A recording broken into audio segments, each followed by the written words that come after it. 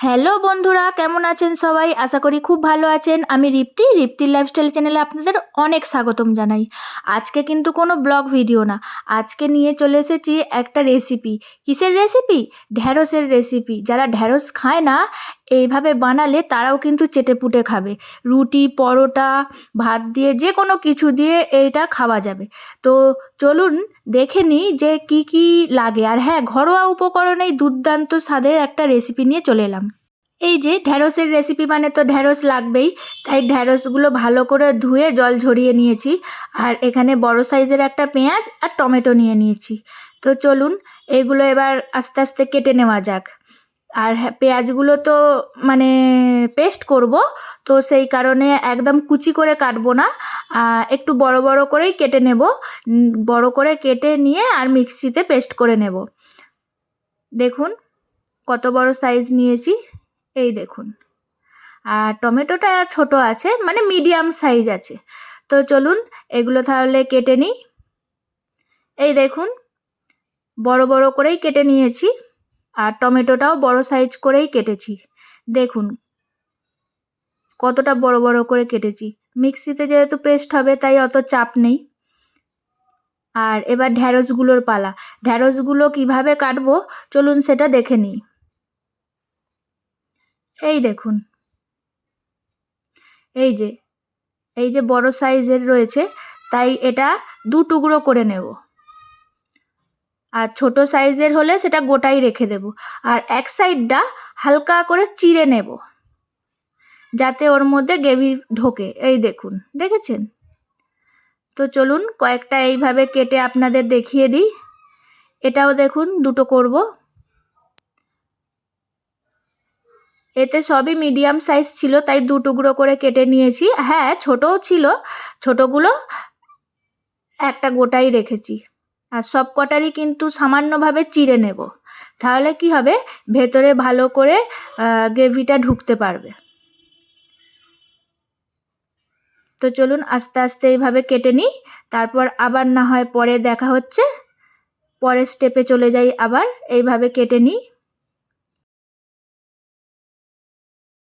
টানটানা, দেখুন আমার কাটা হয়ে গেছে। এই দেখুন, এই সাইজগুলো আমি গোটাই রেখেছি, কারণ এই সাইজগুলো যদি কাটি তাহলে ওগুলো একদমই ছোট ছোট হয়ে যাবে। আর এগুলো বড় ছিল বলে সেই জন্য দু টুকরো করে কেটে নিয়েছিলাম। আর সব কটাতে কিন্তু হালকাভাবে চিড়ে নিয়েছি। আর এই যে এবার এগুলোকে পেস্ট করাবার পালা। তো চলুন এবার পেস্ট করে নিই। মিক্সি জারে নিয়ে নিয়েছি। চলুন তারপর পেস্ট করে আপনাদের দেখাচ্ছি। এই দেখুন আমার পেস্ট করা হয়ে গেছে, একদম মিহি পেস্ট হয়ে গেছে সুন্দর করে। তো চলুন এবার কি কি লাগবে সেটা দেখিয়ে দিই। এই যে রেগুলার মশলা বললামই, রসুন বাটা, আদা বাটা, আর এই যে পেঁয়াজ আর টমেটোর এই পেস্টটা, এগুলো তো লাগছেই। এগুলো সব নিয়ে নিয়েছি। আর গুঁড়ো মশলার মধ্যে কি কি লাগবে সেগুলো চলুন দেখে নিই। এই যে নুন, ধনের গুঁড়ো, জিরে গুঁড়ো, লঙ্কা গুঁড়ো, হলুদ গুঁড়ো, চিনি, তেজপাতা, আর এদিকে গোটা গরম মশলা। গোটা গরম মশলার মধ্যে এলাচ, দারচিনি, লবঙ্গ সব নিয়ে নিয়েছি। তো চলুন এবার কড়াই বসিয়ে দিই। দেখুন কড়াই বসিয়ে দিয়েছি, কড়াইটা প্রায় গরম হয়েই গেছে। এবার তাহলে তেল দিয়ে দিই। তেল দিয়ে দিই, আগে ঢ্যাঁড়সগুলো ভেজে তুলে রাখবো, সেই কারণেই আগে ঢ্যাঁড়সগুলো ভেজে তুলে রেখে তারপর মশলা কষাবো। তেলটাও প্রায় গরম হয়ে গেছে, একটু কড়ার চারিদিকে নেড়ে চেড়ে তেলটা লাগিয়ে নেব। ভালো করে তেল গরম হয়ে গেছে, এবার ঢ্যাঁড়সগুলো সব দিয়ে দেব। ঢ্যাঁড়সগুলো দিয়ে দিলাম। এবার ঢ্যাঁড়সগুলো দিয়ে একটু নাড়াচাড়া করে নেব। প্রথমেই নুন হলুদ কিচ্ছু দেব না, কারণ তাহলে সব একদম লালাগুলো বেরিয়ে যাবে, হড়হড় করবে। দেখুন ভালো করে তেলে নেড়ে চেড়ে আর চাপা দিয়ে দেব। না হলে কি হবে, পরেও বেরাবে লালাগুলো, কিন্তু এখন যদি নুন দিয়ে দিই তাহলে অত্যন্ত একদম কি বলবো লালা বেরিয়ে যাবে, ঢ্যাঁড়সের হরহরানি ভাবটা। তো চলুন এবার চাপা দিয়ে দিয়ে ভেজে নেব। এই যে চাপা দিয়ে দিলাম। চাপা দেওয়ার কিছুক্ষণ পর খুলে এই যে ভালো করে আবার নেড়ে চেড়ে নেব। দেখুন ভালো করে ভেজে নেব। এখানেই প্রায় 95% সেদ্ধ হয়েই যাবে, কারণ ঢ্যাঁড়স তো বেশিক্ষণ সময় লাগে না। এবার নুন দিয়ে দেব। নুন হলুদ দিয়ে ভালো করে নেড়ে চেড়ে নেব। দেখেছেন তার সত্ত্বেও মানে কড়াইয়ের সাইডগুলো কালো কালো দাগ, মানে ওই লালা মতো ওইগুলো সব বেরিয়েছে, কিন্তু অল্প। এটাই যদি প্রথমে নুনটা দিতাম তাহলে কিন্তু অত্যন্ত পরিমাণে বেরিয়ে যেত। এবারেও বেরাবে কিন্তু কম বেরাবে, পরিমাণে কম, সেই কারণেই পরে দেওয়া। ওই জন্য এবারে নুন হলুদ দিয়ে ভালো করে নেড়ে চেড়ে নেব।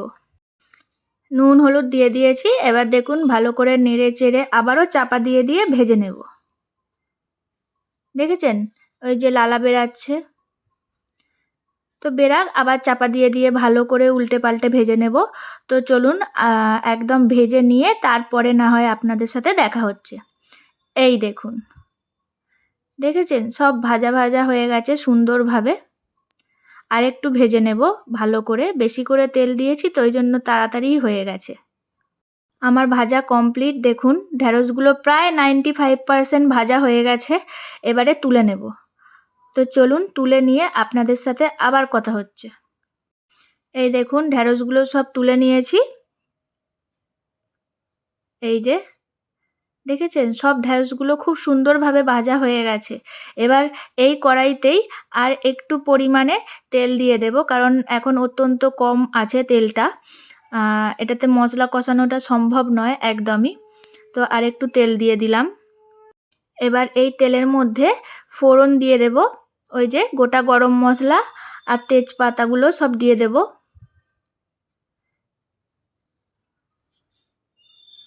দেখুন গ্যাসটা আসলে আস্তে দেওয়া ছিল, সেই কারণে ভুলেই গেছিলাম যে গ্যাসটা আস্তে দেওয়া, ওই জন্য আবার জোরে দিয়ে দিলাম।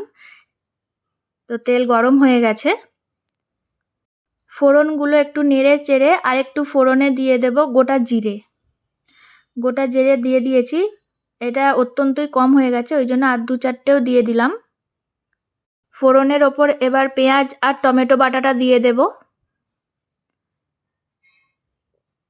এই দেখুন পেঁয়াজ আর টমেটো বাটাটা দিয়ে ভালো করে নেড়ে চেড়ে ভেজে নেব। চলুন তারপর দেখা হচ্ছে বন্ধুরা। এটা ভালো করে নেড়ে চেড়ে ভেজে নিই। যেহেতু বাটা সেহেতু একটু সময় লাগে এটা ভাজতে। তো চলুন আবার পরে দেখাচ্ছি।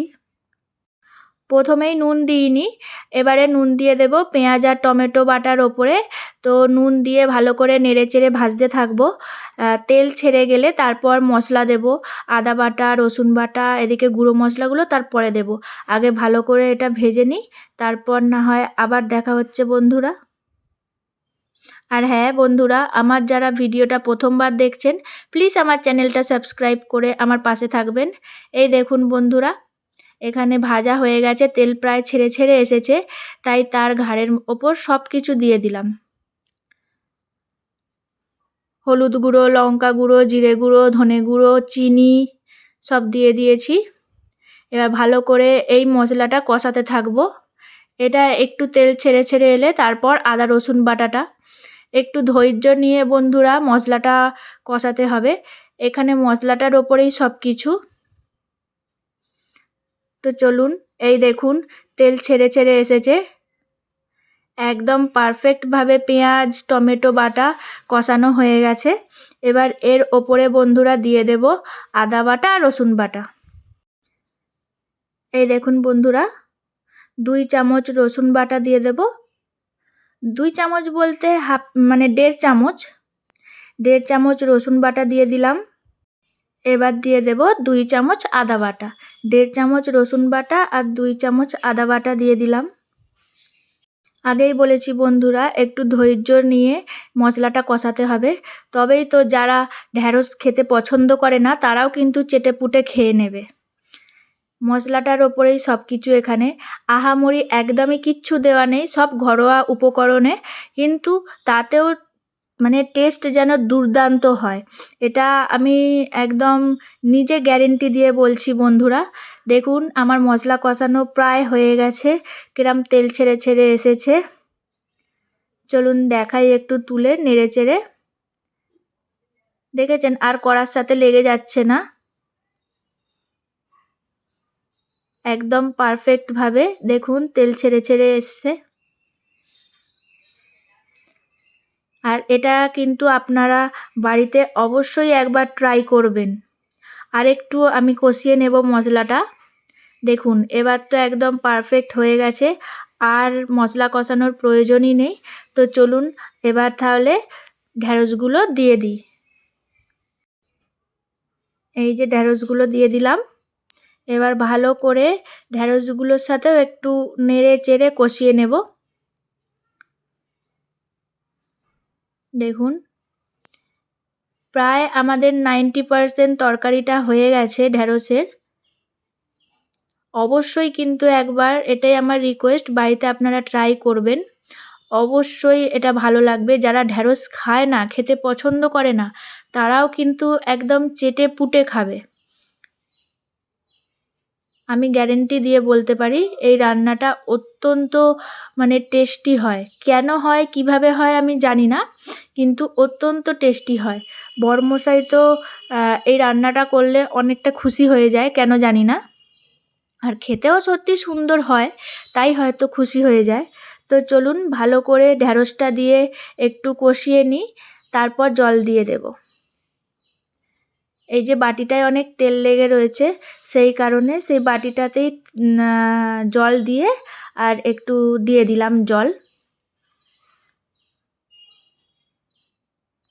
বাটি ধোয়া জলটা দিয়েও আর একটু জল দিয়ে নেড়ে চেড়ে আর চাপা দিয়ে রেখে দিলাম। 3 মিনিট পরে মিডিয়াম ফ্লেমে এতক্ষণ ফুটছিল। 3 মিনিট পরে আমি ঢাকাটা খুলে নিলাম। ঢাকাটা খুলে এবারে দেখছি, একটু নেড়ে চেড়ে নেব। এবার যে যেমন গ্রেভি রাখবে সেরকম গ্রেভি রাখতে পারেন। আর নুনটা একটু চেখে নেবেন। কেউ নুন বেশি খায়, কেউ নুন কম খায়। তো আমার কিন্তু 99% এখানে তরকারিটা হয়ে গেছে। তো চলুন আবার দেখি একটুখানি চাপা দিয়ে। দেখুন এবার একদম তরকারি আমার কমপ্লিট, ঢ্যাঁড়সের তরকারি। এ দেখুন তেল পুরো একদম ছেড়ে ছেড়ে এসেছে। এবার আমি গ্যাসটা অফ করে দেব। গ্যাসটা অফ করে দিয়ে কিছুক্ষণ আমি ঢাকাটা দিয়ে রেখে দেব স্ট্যান্ডিং টাইমে।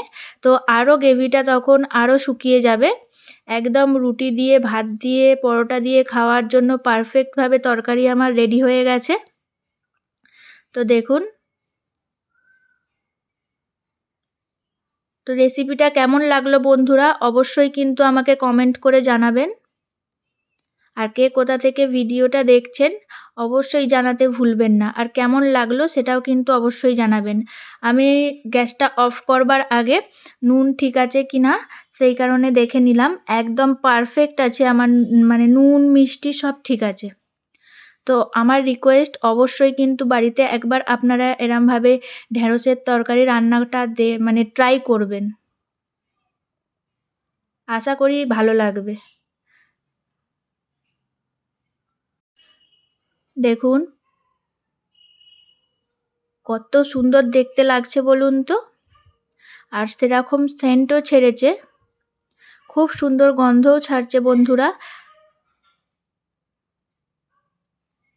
5 মিনিট স্ট্যান্ডিং টাইমে রাখার পরে দেখুন আরও গ্রেভিটা কত শুকিয়ে গেছে।